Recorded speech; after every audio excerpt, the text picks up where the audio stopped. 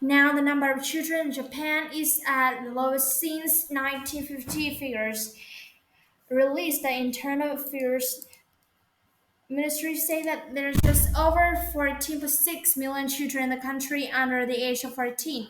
Japan's falling birth rate and high life expectancy replacing huge pressures on public spending and resulting in labor shortages. For our global population correspondent, Stephanie Haggerty has been looking into the story. This is part of the global trend that we are seeing the advanced economies that a lot of developing economies too, and it's dating back to after the war and more women enter the workforce. They decide to delay having children and have less children because the window of opportunity for his children is shorter. But what we are seeing in Japan, this is accelerated. Japanese government is expect the same number until about 2038. So they accelerating quite rapidly, and is for various reasons. What happens globally when we have shocks, especially financial shocks, that leads people take a step back and decide to maybe it's not time to have children now. We saw that in 2008 crash during the pandemic. So these patterns is definitely accer- accelerating that tends to happen. What happened after 2008 is people don't go backwards.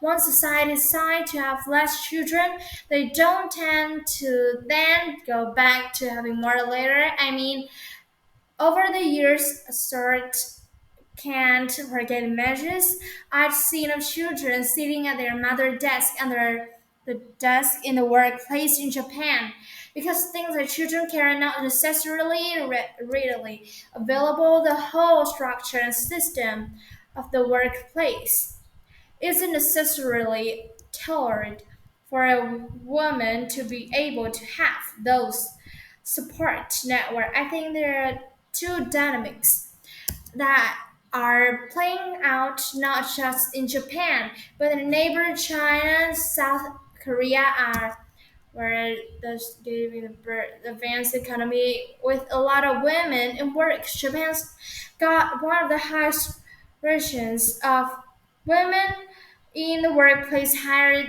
than the US, for example, but it's also got rather profound gender imbalances in domestic work and the amount of time on average Japan and fathers spend doing work at home is 41 minutes a day compared to us, which is 2.5 hours a day. So this profound gender imbalance seems to be leading a lot of Japanese women say they don't want everything at home and don't want to have to work very hard. And you've got this notorious work culture where people are expected to really put in the hours that just not compatible with family life. That's our correspondent Stephen Herrera reporting.